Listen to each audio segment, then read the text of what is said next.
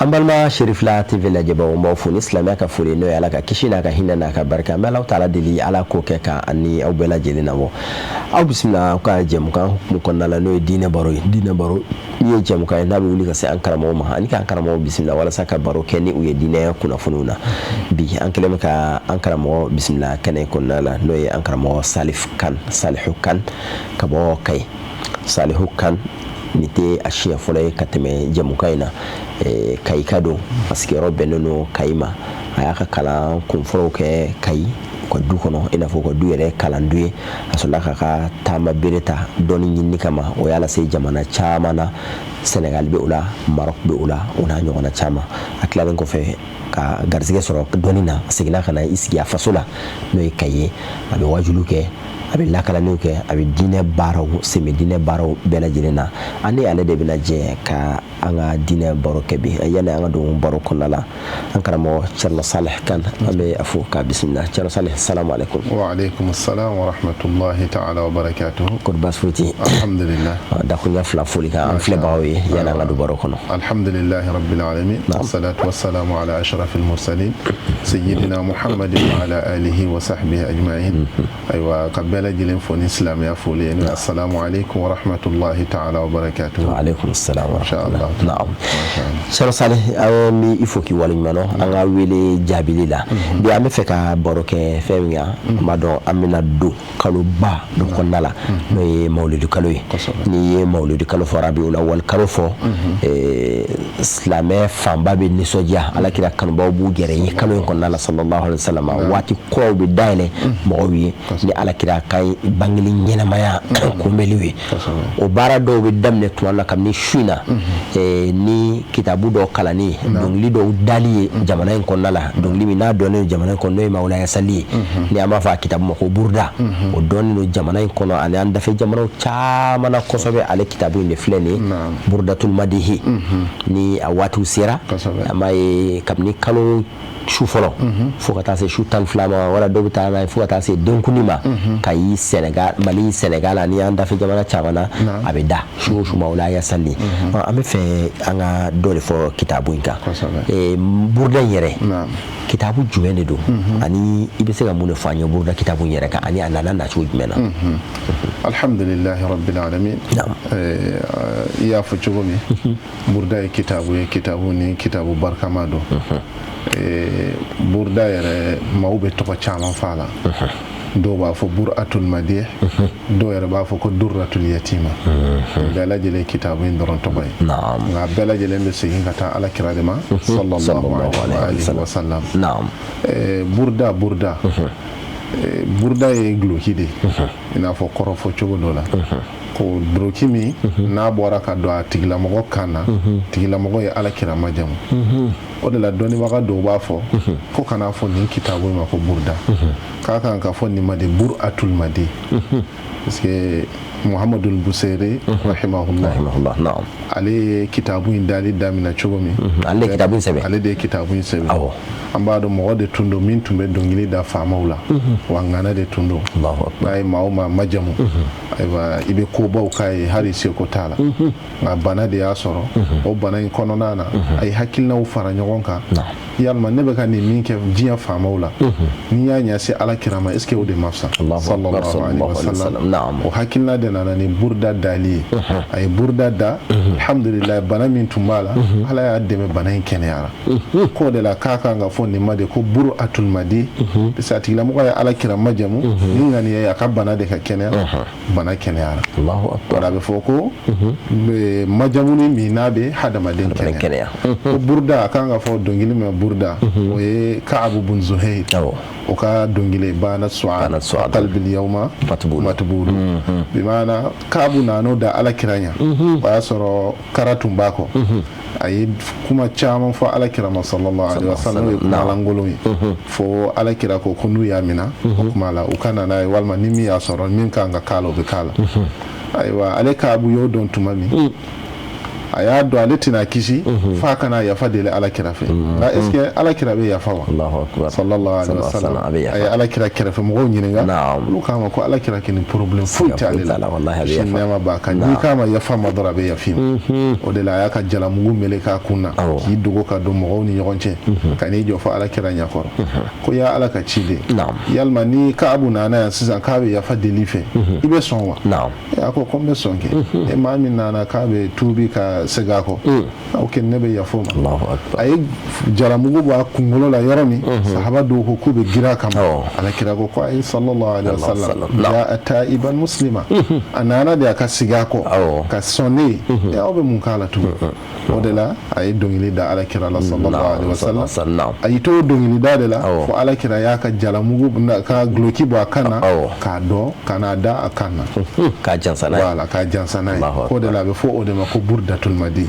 wa i y'a fɔ kuma daminɛ la cogo min kitabu ye kitabu de ye min n'a barikalen don kosɛbɛ wa kabulu b'a la kabulu b'a la cogo di i ye jamana minnu tɔgɔ fɔ walima i mana taa diɲɛ kɔnɔ yɔrɔ yɔrɔ ni mawludu kalo jɔra burda bɛ kalan a bɛ se ka kɛ dɔnkili wɛrɛ b'aw bolo ka fara a kalanin kɔfɛ nka a bɛɛ bɛ burda in de kalan o de la i b'a dɔn kosɛbɛ k'a fɔ ko burda in sɔn kelen b'a ma kosɛbɛ ala kelen don ka a dɔn mɔgɔw la kosɛbɛ o kuma la o de ye burda ye wa muhamadu busiri y'a da laɲini min kama o laɲini fana ala y'o laɲini d'a ma fo ka tɛmɛ o kan o de la a y'o sɔrɔ tuma min a ka ɲɛnamaya bɛɛ kɛra ala kira majamuni de sallallahu alaihi wa sallam o kuma la fa b'a fɔ burda ye babu dɔ kɔnɔna na ko walam urid zaharata dunya lati iqtadafat yada zuhairin bima asna ala hiran kuma la zuhair ale fana tun ye muhamadu busiri ɲɔgɔnna de a bɛ faamaw majamu ale ye hiram majamu ka majamu ka se yɔrɔ la hiram fɛn fɛn bɛ di mɔgɔ ma a y'a bɛɛ d'a ma fo laban na hiram ko k'u ka ale yɛrɛ zuhairu pese a kan ka bɛ kilo hakɛ min ma k'o ɲɔgɔnna sanu mutukale hakɛ d'a ma kuma la ko ale ma o ɲini burda in d'ale la ale ka laɲini tɛ foyi ye fo n'a kɛra alakira ye sallallahu alaihi wa sallam o de la a kɛra laada ye kabiri an ka maakɔrɔw fɛ ni kalo in jɔra dubaw bɛɛ lajɛlen bɛ ɲɛsin burda in kalanni ma mun na yalasa muhamadu busiri ye min sɔrɔ anw yɛrɛ k'o ɲɔgɔnna sɔrɔ o kuma la o de ye burda ye o kuma la laɲini fitinin min b'a la anw bɛ min dɔn o ye nin ye an bɛ ala deli ala k'an bɛn sahaba inshallah sisan kitabu de fi ɲɛkɔrɔ an ka don a kɔnɔ n'i ye kitabu na ye i b'a tilalen don fasulu joli ɲɔgɔn b'a kɔnɔ alhamdulillah kitabu tilalen don ni fasulu 10 de fasulu 10 o bɛ bɛn su 10 ma su 11 na ye a ka ca la mɔgɔw b'i lafiya o la 12nan su o bɛ kɛ mawludu yɛrɛ ye o de la tilalen don o su fasulu kelen a ka ca ka kɛ ten su fasulu kelen bɛ kalan inshallah fasulu ninnu dala teliyara a bɛ kuma mun ni mun kan fasulu fɔlɔfɔlɔ o ye fil ghazali wa shakwa al-gharan an b'a la shi'ru dalaw u bɛ don u ka dɔnkiliw kɔnɔ nka janni u ka se u ka laɲini dɔw ma u bɛ fɛn dɔw dɔnkili da ɲɛbila kumaw dɔw b'a kɛ muso dɔw b'a kɛ ni kanu ye ale muhamadu busiri y'a daminɛ n'o de k'a daminɛ ni kanu ɲɛfɔ mɔgɔ ma n'i ye parce que a bɛna taa alakira de fɔ wa alakira dun kan ka kanu de sallallahu alaihi wa sallam o de bɛ hadamaden nafa o kuma la a y'a daminɛ ni kanu ye k'a fɔ amin tazakurin jiranin bizi salamin mazajta dam an jara min muqlatin bidami ka kanu ɲɛfɔ k'a ɲɛfɔ fo ka na se bayitu filanan ma bayitu filanan bɛ mun fɔ o de ye min hawa nafsi ni dingo parce que kanu dɔw de bɛna kɛ a bɛna ɲɛsin mɔgɔ min ma n'o ye alakira ye sallallahu alaihi wa sallam o kan ka kanu ni dusukun min ye ni dungo foyi man ka k'i ye a y'an na kalan ni dungo bɛ kɛlɛ cogo min fo o banna tuma min o kuma la a nana don babu wɛrɛ kɔnɔ n'o ye fasulu wɛrɛ ye o kuma alakira yɛrɛ majamuni kan sallallahu alaihi wa sallam o kuma la alakira a y'a majamu k'a majamu kosɛbɛ o kuma la majamuni kɔfɛ fasulu 4 na a nana don alakira ka bangeni kɔnɔ sallallahu alaihi wa sallam ka alakira ka bangeni ɲɛfɔ sini nɛma nɛma b'a kan o kuma la o ye faslu 4 na ye faslu 5 na a nana kuma alakira ka mu'jizaw de kan n'o y'a ka kabako ye ala ye kabako belebele minnu kɛ alakira ye sallallahu alaihi wasallam faslu 6 na a nana n'o ta kuranɛ bonya Allahu akbar Qur'anul Karim ka o bonya fɔ mɔgɔw ye ka kuranɛ ɲa fɔ mɔgɔw ye ani nafa minnu b'a la o ye 6 na ye faslu 7 na o ye fi isra'ihi wa mi'rajihi a ka sura tagama n'a ka sanna yɛlɛ sallallahu alaihi wasallam o ye faslu 7 na ye 8 na a ye kuma n'o ka alakira yɛrɛ ka jihadu la a ye jihadu minnu ka ɲanamaya kɔnɔ ani sahabaw alakira tun b'a kɛ cogo di sahabaw yɛrɛ ka cɛfarinya ka ɲafɔ mɔgɔ ye fo cɛfarinya yɛrɛ nɛgɛ bɛ don e tigila mɔgɔ yɛrɛ la o cogo la o kuma la a bɔlen o faslu in fana na a nana faslu 9 na o ye fi tawassuli bin nabi sallallahu alaihi wasallam i ye majamuni kɛ ka majamuni kɛ ka fɛnw nafa fɔ sisan i sera yɔrɔ la i bɛ n'i tugu ɲɔgɔnya ni alakira ye ka se ala ma subhanahu wa ta'ala o kuma la a ye o faslu in ban tuma min a nana faslu laban faslu laban o ye kuma la fi munajati wa aradil hajati ka ala gundo ɲɔgɔnya ni kɔfɛ ka mago yira ala la o kuma la n'i ye nin babu ninnu lajɛ i y'u tartibu kɛ cogo min kanu dɔn i ye ninkun kɛlɛ cogo dɔn ka na ala kira majamu k'a ka mu'jizaw fɔ k'a ka jihadu fɔ ka kuranɛ fusamantiyaw fɔ ka tawassuli kɛ san laban na e mago bɛ mun na i k'o deli ala fɛ baitu nunu babu nunu wala faslu nunu kilale cogoya de la insha Allah taala can sariyanguri an bi burda kɛnɛ kan ka caya ni a waatu sira an bi kɛnɛw sigi an bi jama bɛ bɔ an bi burdaw da a dacogo dɔnkilidala kan ka di an bi nisɔndiya an b'an lamaga a nɔfɛ tuma dɔ n'an nisɔndiyara yɛrɛ an yɛrɛ bɛ wari bɔ k'a di a dabagaw ma k'an ka nisɔndiya yɛrɛ ni kira ye nka tuma dɔ la dɔnkili ninnu kɔrɔ i bɛ se ka waati tan pɛrɛmɛtɛ an k'a bɛɛ ta nka an b'a fɛ i ka bayitu dama ta an yɛrɛ ka bayitu dɔw sugandi kumakan dɔw sugandi an ye kitabu in kɔnɔna la minnu bɛ kuma alakira kan i k'olu dɔw kɔrɔ fɔ an ye bamanankan na walasa an bɛ tɔmɔta sɔrɔ a la kosɛbɛ i b'a dɔn mɔgɔ caman bɛ yen n'u nana mawuludu kɛnɛ kan n'u y'a sɔrɔ buruda bɛ ka kala u b'a fɔ a ma da minɛ fɔlɔ an ka to yen fo wajulikɛlaw k'a sɔrɔ o de ye mawuludu ye ni wajulikɛla bɛɛ lajɛlen tun bɛ don buruda kɔnɔ k'a ɲɛfɔ mɔgɔw ye walayi wajuli bɛ encadré maaw mago bɛ min na a bɛ sɔrɔ wallahi komi i ko kan ka don a kɔnɔ an bɛ don fi madihi nabi sallallahu alaihi wasallam o bayitu fɔlɔ Muhammadu Busiri kelen kɔfɛ k'a yɛrɛ sanuya k'a yɛrɛ jalaki parce que bayitu laban min bɛ ban n'i bɛna don o kɔnɔ a b'a fɔ wala tazawwatu qabla al-mawti nafilatan wa lam usalli siwa fardin wala masumi a ye nin bɛɛ fɔ kɛ tan kɛ nin cogo in na ala yafa deli a tilala a ko ne ye nin bɛɛ fɔ dɛ nka ne ma sira fanda kɛ n yɛrɛ ne ma n yɛrɛ dɛmɛ ka kɔn saya ni nafila caman ye ne ma foyi sali n'a ma kɛ fardaw ye n ma sun foyi kɛ n'a ma kɛ fardaw ye mais ala jɔnbaw ka taamasere olu bɛ caman kɛ de nka n'u nana u ni mɔgɔw bɛ kuma la u b'a yira olu ma foyi kɛ jɔw ka kɛta la voilà k'u jɔw ka kɛta la k'u yɛrɛ majigin ala ye subhanahu wa ta'ala o de la tilalo la a ko zalamtu sunnata man ahya zalama ila an ishtakat qadamahu durra min warami sallallahu alaihi wasallam o kuma la ko ala kira kisi nɛma b'a kan ale bɛ fɛ ka don o majamuni na nka n'a ko k'a ka ala kira ka sunna fɔ k'ale ye sunna in tɔɲɔ de a y'a tɔɲɔ cogo di ale bɛ k'a fɔ e ka kɛ tan nka ala kira min n'o ka fisa ni danfɛn bɛɛ ye ni ala ko ala kira ma ɲɛ fari ma i ka fɛn bɛɛ lajɛlen ma yaghfira laka Allahu ma taqaddama min dhanbika wa ma ta'akhkhar jurumu tɛ ala kira la yɛrɛ sallallahu alaihi wasallam nka o bɛɛ n'a ta ala kira tun b'i jɔ su fɛ ka su jɔ fo senw bɛ funu senw b'a dimi fo senw b'i dama kasi anw tɔɔrɔ la de ko don dɔ la ko an ba Aisha radiyallahu anha o y'a ɲininka ko yalima ala m'a fɔ a yafara e de ma wa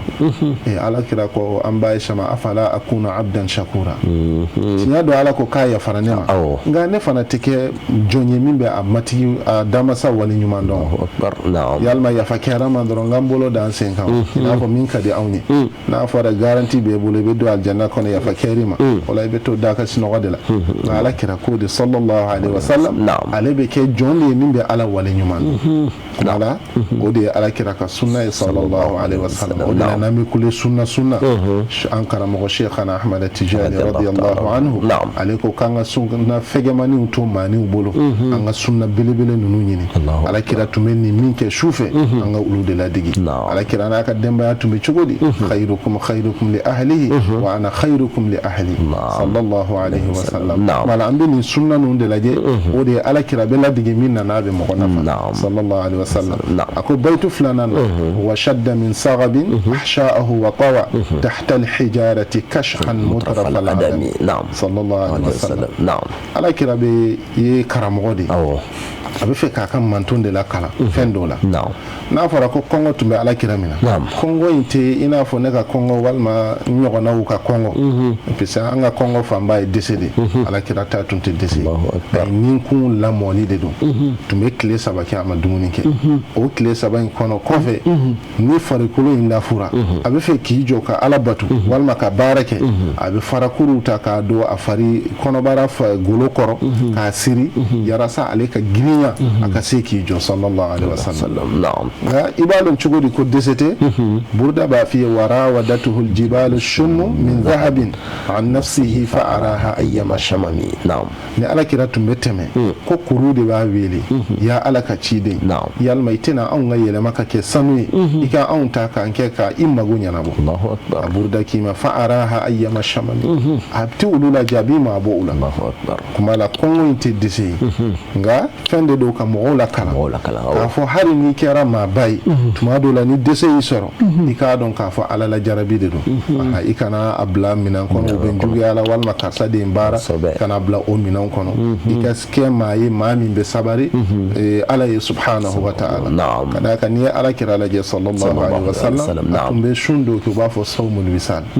sawmul wisal ye ka tile 3 sun ka tugu ɲɔgɔn na k'a sɔrɔ a ma dumuni kɛ tile 3 k'a sɔrɔ a ma dumuni kɛ an b'a lɔn numuw ni jakitelankaw caman tɛ s'o la o kuma la o de la ne b'a fɔ tuma bɛɛ n'aw b'a fɔ sunna ninnu de ye sunnaw ye nin de bɛ ladege sallallahu alaihi wa sallam sahabaw ye o baara in ye alakira la ko k'an bɛ fɛ k'i ladege a ko ko ayi ko aw tɛ se o ko ko ayi alakira anw mana ɲuman min ye la anw bɛ fɛ k'o ɲɔgɔnna kɛ o kuma la a ko sahabaw aw bisimila olu ye sun da minɛ ayiwa a caman bɛ yen u ye su tile fɔlɔ ni su fɔlɔ kɛ f'u nana tile 2nan na seli fana bɛ se yɔrɔ min caman ko k'u b'u sigi k'u senbe ka seli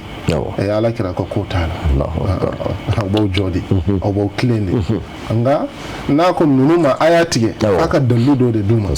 o kuma la yalasa k'u hakili sigi a k'u ma ana abitu inda rabbi yut'imuni wa yasqini ne bɛ sin da masa fɛ yen a bɛ na dumuni wa a bɛ na min o kɔrɔ tɛ k'a bɛ ninnu bulɔfula de k'a bɛ na tilefɛla kɛ i n'a fɔ a tɛ dumuni kɛ nka a bɛ si dumuni ji min na la o tɛ yalasa ninnu hakili ka sigi u ka alakira dɔn hadamadenya kɔnɔ u kana taa bila yɔrɔ la yɔrɔ min ni ala ma u yamaruya o la o de la a b'a fɔ tuguni lam yamtahinna bima ta'ya al-uqulu bihi hirsan alayna falam nartab wa lam nahim alakira ma sɔn ka kabako sugu dɔw yira a ka manton na munna an kana taa kɛ manton tɛmɛnenw ɲɔgɔnna ye i n'a fɔ seyina isa wala musa ka mɔgɔw parce que isa ye kabako baw de kɛ kabako yara bonyanu hakiliw ma f'u y'a minɛ ko ala den don dɔw yɛrɛ ko ala don o kuma la alakira ma sɔn k'o ɲɔgɔnna kɛ yalasa a natalen don anw kana fili wa an kana bɔ an ka sira kan sallallahu alaihi wasallam sinon ni alakira n'a tun ka d'a ye burda b'a f'i ye tuguni law nasabat qadrahu ayatuhu izaman ahya ismuhu hina yud'a daris ar-rimami alakira sallallahu alaihi wasallam ala ye bonya minnu k'a ye n'a tun y'a bɛɛ di a ka manton ma k'a bɛɛ yira la ko n'i tun ye kolo kɔrɔ dɔw ta min sara san 100 yiriga i bɛ kolo in ta i bɛ kolo in i b'a fɔ muhamadu dɔrɔn a tigi bɛ balo sallallahu alaihi wasallam maa min tɔgɔ bɛ mɔgɔw balo o kuma la o ka kabako tɔ bɛ kɛ cogo di o kuma la nin de ye alakira ka kɛcogo ye sallallahu alaihi wa sallam. Naam. So Salif kitabun ka ca a bɛɛ tɛ se ka ɲɛfɔ sigiyɔrɔ kelen na nka an bɛna don wala su in na bɛɛ n y'a fɔ i ye cogo min na buruda kalanw bɛ daminɛ yɔrɔ camanw na jamana in kɔnɔ hali ɲina dɔ farala kɛnɛw kan salon dɔw tun t'a sigi nka ɲina dɔ farala kɛnɛw kan o bɛ a nafa n'a bonya fɔ ɔ sisan minnu buruda kɛnɛ ninnu sigili mawuludu su kalo tile fɔlɔ fo ka taa se e bɛ se ka fusamatiya dɔɔni jumɛn fɔ an ɲɛ la walasa ka courage don an na a kɛnɛ ninnu sɔrɔli la yala ka bɔ baro kɔnɔ. Ayiwa an bɛ ala tanu hali bi ko ni mɔgɔw tun bɛ buruda nafa dɔn wallahi an t'a fɔ ko ka kuranɛ kalan bila de la nka kuranɛ kalan kɔfɛ an tun bɛ buruda d'a kan kosɛbɛ. Allahu akbar. Ka d'a kan buruda ye kitabu de ye dɔnnibagaw b'a fɔ kitabu min n'i y'a kalan ka ban mago ɲɛnabɔ bɛɛ lajɛlen b'a kɔnɔ. Allahu akbar. C'est bi o de kɛlen don ka mɔgɔw sɛgɛn mago bɛ nin na nin ma ɲɛnabɔ nin ma kɛ tan n b'a fɔ mɔgɔw ye maa o maa ni hamina gɛlɛn b'i la t'a sɔrɔ buruda kɛnɛ don kan k'a sɔrɔ i taara ala kama de n'i y'i sigi yen ka buruda bɛɛ lajɛlen kalanna ka ban e ye hamina k'o fɔ ala ye yen nɔ wallahi n'a ma ɲɛnabɔ a bɛ e de la. Allahu akbar. Sinon kɛnɛ in tɛ. Allahu akbar. Munna ka d'a kan alakira majamuni de bɛ kɛ la sallallahu alaihi wa sallam bayitu kelen o kelen kalanin kɔfɛ alakira masali dɔ de bɛ tugu a la sallallahu alaihi wa sallam k'a fɔ mawlaya salli wa sallim da'iman abadan ala habibika khairil khalqi kullihim. Bayitu kelen o kelen kalanin kɔfɛ e bɛ ka sali alakira ka nin sali cogo in na sallallahu alaihi wa sallam k'a fɔ mawlaya ya ne ma sali i ka kisi caman kɛ alakira kan sallallahu alaihi wa sallam abadan seli ni kisi min n'a tɛ jɔ a tɛ jɔ wa dan t'a la ala habibika e kanu ɲɔgɔn kan khairil khalqi kullihim alakira min ka fisa ni danfɛn bɛɛ lajɛlen sallallahu alaihi wa sallam. O tuma la bɛɛ b'a dɔn kɛnɛ alakira masali nafa min b'o la o ye de a dɔgɔmani de sinon nafa wɛrɛw b'a la anw da tɛ se k'a fɔ anw da ka dɔgɔ fɔli da kan an b'o to an karamɔgɔ baw bolo o tuma la ni olu ka waatiw sera olu bɛna a ɲɛfɔ mɔgɔw ye o tuma la maa o maa ni hami b'i la i ɲɛsi buruda kɛnɛw kan ka taa ala kama i ka kalan mɔgɔw nɔfɛ wa n b'a yɔrɔnin min signalé mɔgɔw ye buruda kɛnɛw kan walima mawuludu kɛnɛw kan i bɛ taa sɔrɔ maa caman bɛ yen ni buruda bɛ ka kalan olu kɔni bɛ to da de kana da de ka d'a kan i bɛ kalanni min kɛ walima i tɛ se a kalanni na nka mawulaya salli kɛ ni ka segin o kan mɔgɔ si kana dɛsɛ o la o tuma la i ka segin o kan a tigilamɔgɔw bɛ fɛn o fɛn sɔrɔ e yɛrɛ fana b'o sɔrɔ a nɔfɛ n bɛ ala deli ala k'an bɛn sɔrɔ amin kuma kuncɛ kuma min na ni ka dugawu k'an ye alhamdulillah an bɛ ala deli ya rabbi mawuludu kalo ye ala k'a don an kan ni hɛrɛ ye n'a dɔnna min bɛ laɲinina kɔnɔ an ka maakɔrɔw y'a kɛ min kama ya rabbi ala k'o de d'an ma a ka bi fɛn caman talen don ka nɔrɔ a la k'a sɔrɔ o tɛ laɲini an bɛ ala deli hali bi ala k'an to ayiwa an minɛn kɔnɔna na an bɛ ala deli ala k'o kaɲɛ ten ala kira yɛrɛ barika kama sallallahu alaihi wa sallam inshallahu ta'ala. Buruda ye kitabu de ye ala ye barika dɔn kitabu min na kitabu yɛrɛ tɛ en tant que tel nka min bɛ fɔ a kɔnɔ min b'a kɔnɔ min bɛ fɔ a kɔnɔ ani a dilanna ni laɲini ni ala ɲɛ siranɲɛ min ye o de don a kɛnɛw bɛ sigi diɲɛ fantan ani naani an y'a fɔ cogo min kabini su in na mali ka jate la bi ye bɛ kɛ kalo tile 29 bi alamisa bɛ kɛ kalo tile 29 n'o ye safari kalo tile 29 ye sini juma ni kalo sini juma bɛ se ka kɛ mawuludu kalo tile fɔlɔ ye sibiri bɛ se ka k'a ye nka kabini su na caman bɛ buruda kɛnɛ sigi ka buruda kalanni daminɛ a y'aw jija buruda kɛnɛ minnu bɛ sigiyɔrɔ la i bɛ sigida min na ni buruda kɛnɛ hali n'i bɛ sigida min na n'a tɛ yen wuli i ka taa sɛgɛrɛ maa kan k'a ka doni ta voyage doni ta ka kɛnɛ minnu sɛgɛrɛ nin kɛnɛ ninnu dɔw bɛ a la an bɛ Alahu taala deli mawuludu kalo min ni an bɛna don a kɔnɔna la kɛnɛ minnu bɛna sigi diɲɛ fantan ani naani an bɛ Alahu taala deli ala ka kɛnɛ ninnu bɛɛ lajɛlen sigili kɛ an ma hɛrɛ yanni an ka bɔ baro kɔnɔna la an bɛ an karamɔgɔ Cerno Bokar Usman Kan fo yan kɛnɛ kɔnɔ fo Kayi ka d'a kan n'i y'a mɛn Cerno Salihu Kan a ye a ka kalan ka se a sababu ɲuman a sababu la belebele dɔ ye Cerno Bokar Usman Kan ye ni Kayi an bɛ a fo k'a wale ɲuman dɔn n'i ye buruda fana fɔ jamana in kɔnɔ i hakili bɛ jigin an karamɔgɔ ani an kɔrɔkɛ la Elhaj Baba Umar Jalo Imam Baba Umar Jalo l'ambassadeur du prophète i hakili bɛ jigin ale tɛ se ka buruda kuma fɔ jamana in kɔnɔ n'i hakili ma jigin a la an bɛ a fo k'a wale ɲuman dɔn ka dugawu kɛ kɛnɛ in sigi baga bɛɛ lajɛlen kɛnɛ min sigiyɔrɔ an bɛ dugawu kɛ a kɛnɛ mɔgɔw bɛɛ lajɛlen ka dugawu ɲini u bɛɛ lajɛlen fɛ k'a fɔ n'u sigira buruda kɛnɛw kan u hakili ka jigin an na u ka dugawu k'an ye an bɛ an karamɔgɔ Thierno Saleh Kane k'a fɔ ka waleɲuman dɔn walanda nafama min ni a nana di an ma an bɛ ala dugawu k'a ye ka tila ka dugawu ɲini a fɛ ka segin k'aw yɛrɛ fana fo ka aw waleɲuman dɔn aw minnu tun sigilen don aw ka jabaraninw ɲɛfɛ ka diinɛ baro la ni diinɛ baro tɛ fɔ aw kɔ waati si jamana in kɔnɔ ani jamana in kɔ kan an bɛ Alahu taala deli an ni aw ye ala ka sigida nataw yira ni aw bɛɛ lajɛlen na wa akhiru da'wana alhamdulillahi rabbil alamin wassalamu alaikum wa rahmatullahi ta'ala wa barakatuhu.